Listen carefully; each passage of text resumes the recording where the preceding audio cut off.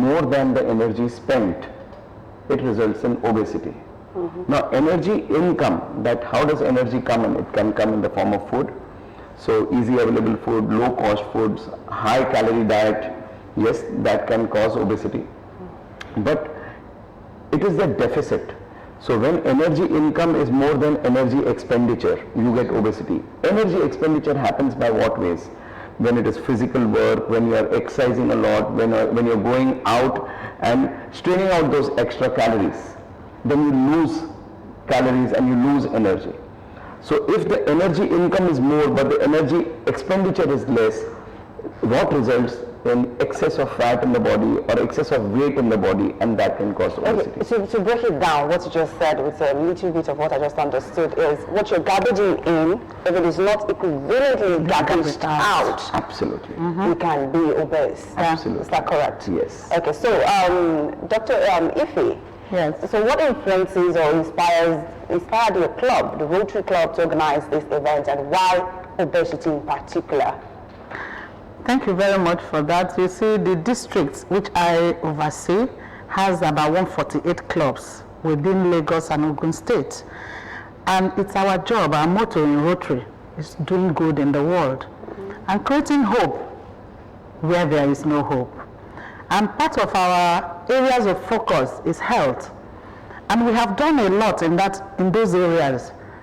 Maternal and child health, polio, which we know, thanks to Rotary, has been eradicated from Nigeria and major part of the world.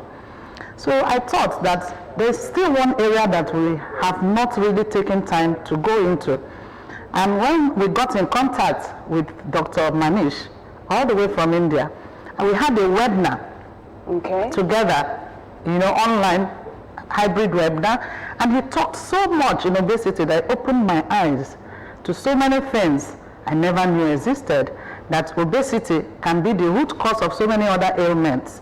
And I thought, what better time to bring him to Nigeria, with his consent, of course, to come and talk to my people, produce health camps where people can be screened, treated, and if they are discovered to need surgery, because you can also do surgery, that's the bariatric surgery, you can fly to India to have the surgery in his clinic, which he has also offered.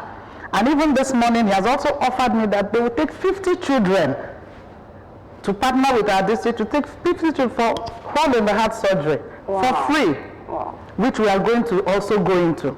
So I felt the population in our district conference this year, which is in Abeokuta here, Green Legacy Hotel, Abeokuta, we are using the auditorium. There will be a booth in the House of Friendship where people can come in, because he came all the way with the screening machines.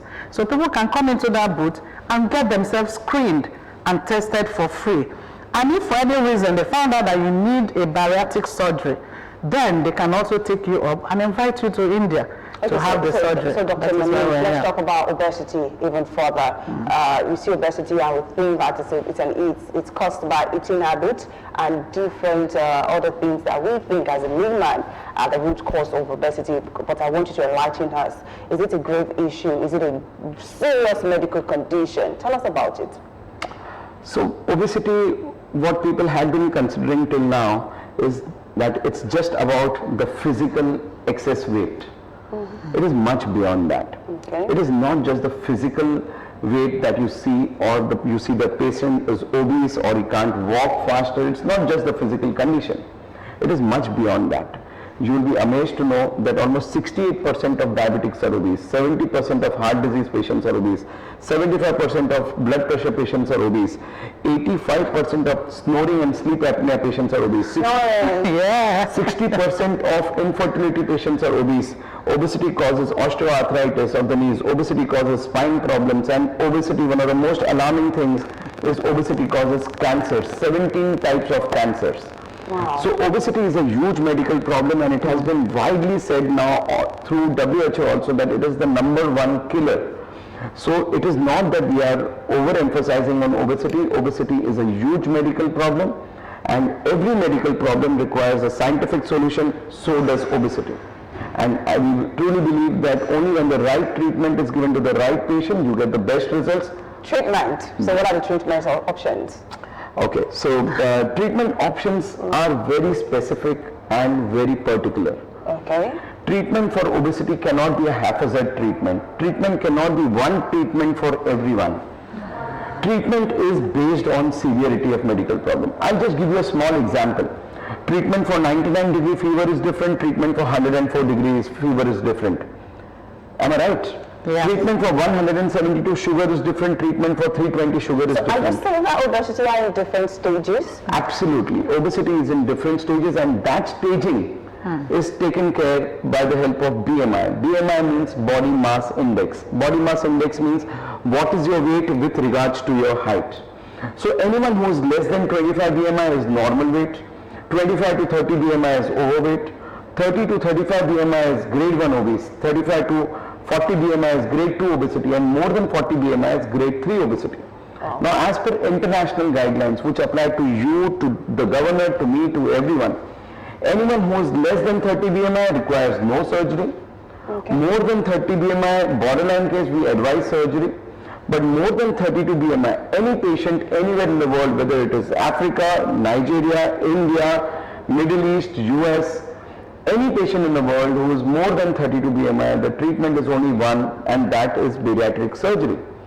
Now, if you don't do the right treatment at the right time, you allow obesity to grow. And if you allow obesity to grow, you are allowing medical problems to come in, like diabetes and blood pressure and heart diseases and cancers. So always treat the problem when it is a problem.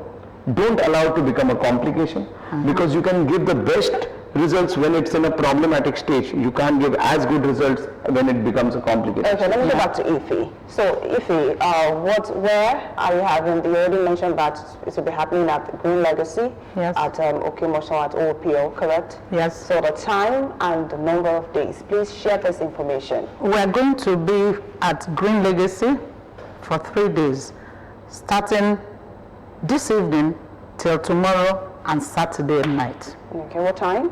9 a.m. in the morning till 6 p.m. in the evening. So what should people expect? How can they prepare? They could just come in, there's a booth. We have what we call the House of Friendship, where we have different booths with different companies exhibiting and attending to people. So they have a booth, we have a booth for obesity, so to say.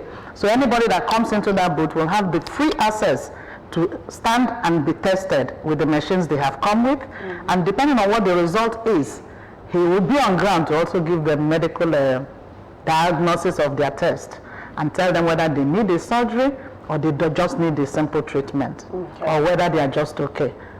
Dr. Manish, we talked about the treatment, but let's go back to the prevention, the preventive measures. How can we prevent ourselves from being obese?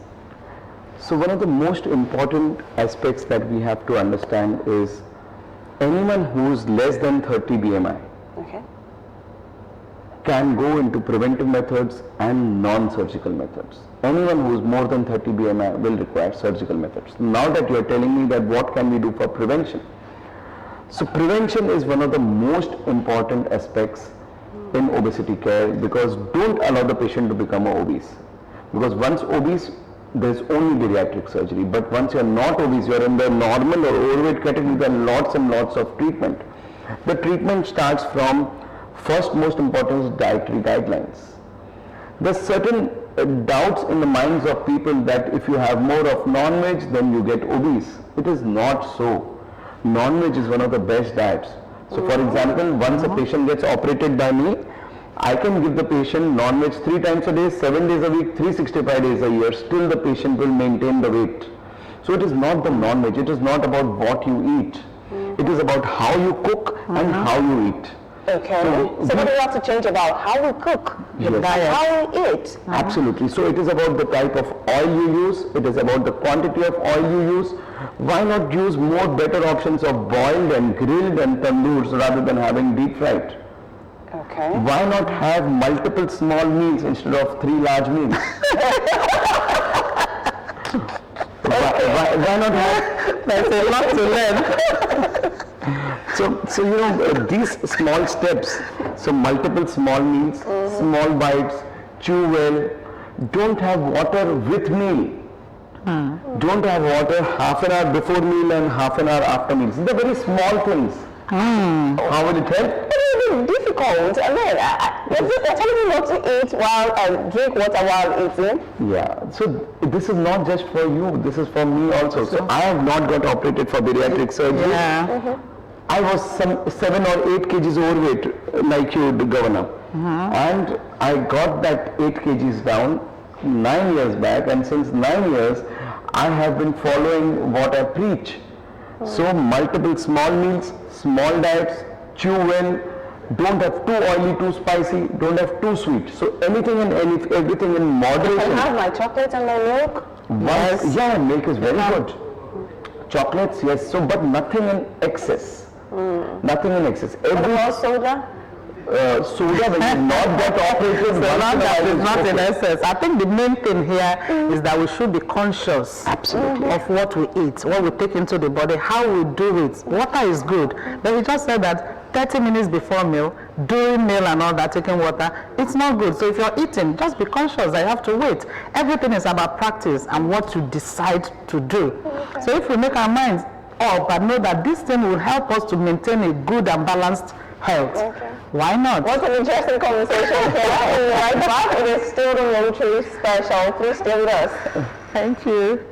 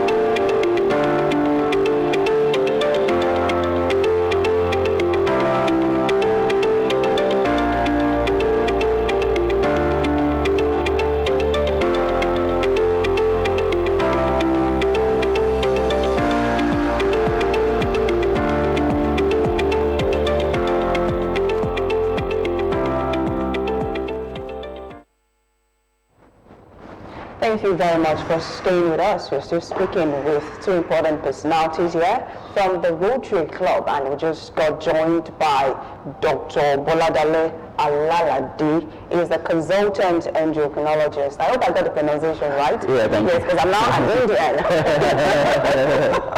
You're welcome on board, sir. Yeah, thank you so much, the presenter. You're most welcome. So we've been talking about obesity and the treatment options. We've talked about being obese, what it means and all that. But as a consultant, you specify in this particular subject of discussion for today. What has been your experience so far with people coming to you, especially obese patients? Well, the truth, like you have said, is that obesity is a chronic, a progressive disease. But unfortunately, in this part of the world, we don't see obesity as a disease. So we do not really come to hospital because of obesity. Why you come to hospital is because you have obesity-related medical illness. Just like he has rightly said, that okay, it could be associated with hypertension, with diabetes, with arthritis, even with some cancers. So when you see them at the hospital, the reason for coming is because of these related diseases and not because I'm obese. So it is when they come around that you now assess them. It is when they become hypertensive, Yes, diabetic. yes, it is because they have this related. Hardly will you see anybody coming to hospital, doctor treats me because I'm obese.